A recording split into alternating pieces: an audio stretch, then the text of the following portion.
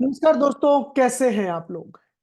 Salaried employee जिनको उनके salary structure में एचआरए करके कंपोनेंट मिलता है, हाउस रेंट अलाउंस, उसकी वो एग्जेम्पशन क्लेम करते हैं। जो वो एक्चुअल रेंट पे करते हैं उसके कैलकुलेशन होती है कि जो आपने रेंट पे किया है -10% of basic salary, 40% of basic salary और actual rent paid, HRA received whichever is lower.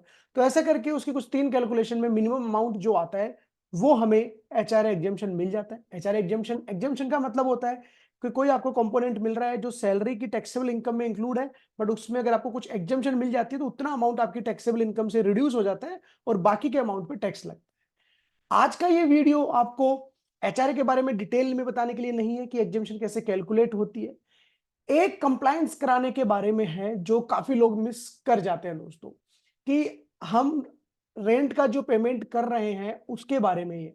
तो मंथली रेंट अगर आप मंथली रेंट 50,000 से ज्यादा का मंथली रेंट का पेमेंट कर रहे हो तो ये वीडियो दोस्तों आपके काफी हेल्प करने वाला है, आपको गाइड करने वाला है कि इनकम टैक्स में और क्या एक्स्ट्रा कंप्लायंस आपको करनी पड़ेगी। जी हाँ दोस्तों, तो इसके लिए एक सेक्शन बना हुआ है, सेक्शन 194 IB। ये सेक्शन 194 IB क्या बोलता है?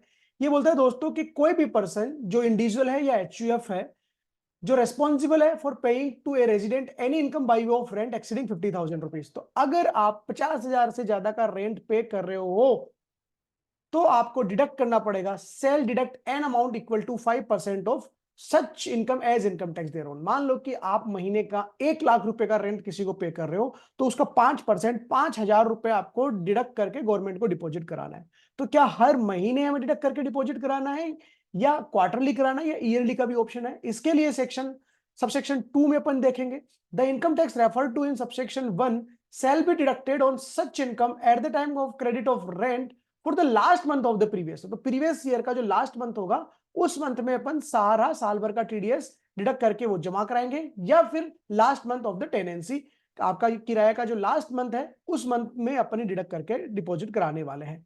कैसे इसकी कैलकुलेशन आपको एग्जांपल के लिए बताता हूं दोस्तों। मान लो कि मंथली रेंट आपका आ रहा है 60,000 रुपीज, आपका इसको 1 लाख कर देते हैं for calculation purpose.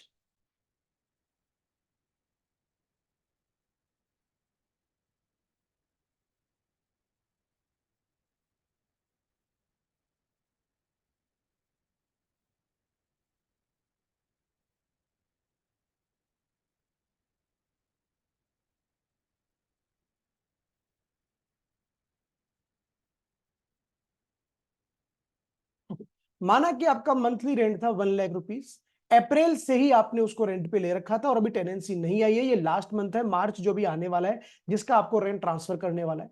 11th month का आप रेंट दे चुके हो 11 लाख रुपीज, अभी तक आपने टीडीएस नहीं काटा होगा।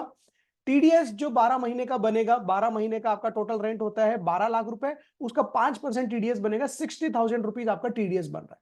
तो जब आप ट्रांसफर करोगे इस महीने का रेंट, मार्च मंथ का जब आप रेंट ट्रांसफर करोगे दोस्तों, जो 1 लाख रुपए रेंट था उस 1 लाख में से 60,000 आपको टीडीएस डिडक्ट करके 40,000 ही ट्रांसफर करना है। और ये 60,000 रुपीज आपको जब मार्च मंथ में आप पे कर रहे हो ये 40,000, तो मार्च मंथ में आपको 60,000 जो आप डिडक्ट कर रहे हो वो आपको डिपॉजिट कराना है अगले महीने में, अप्रैल महीने में 7 तारीख से पहले या 30 तारीख से पहले आपको डिपॉजिट करवाना है गवर्नमेंट को।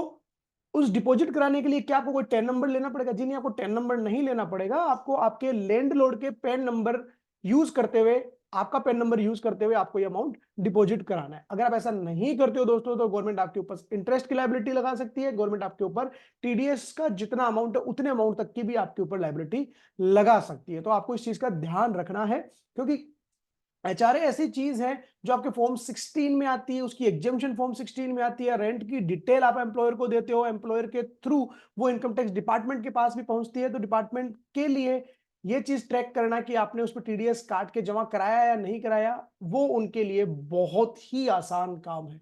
तो अगर 50,000 रुपए से ज्यादा का रेंट आप जमा करा रहे हो, या हो सकता है कि शुरू के कुछ महीने में अप टू 50,000 था, बाद के महीनों में 50,000 से एक्सीड कर गया, तो जिन महीनों का एक्सीड किया है उनका 5% से कैलकुलेट करके आपको डिडक्ट करके टीडीएस जमा कराना है। अगर आपको ये जानकारी अच्छी लगी हो प्लीज वीडियो को लाइक करना ना भूलें। अगर अभी तक आप ये गलती कर रहे थे टीडीएस नहीं काटने की, तो प्लीज आप वो गलती ना दोहराएं और ज्यादा से ज्यादा दोस्तों के साथ भी शेयर करें दोस्तों। मिलते हैं नए वीडियो में नई जानकारी के साथ, तब तक के लिए थैंक यू सो मच। जय हिंद, जय भारत।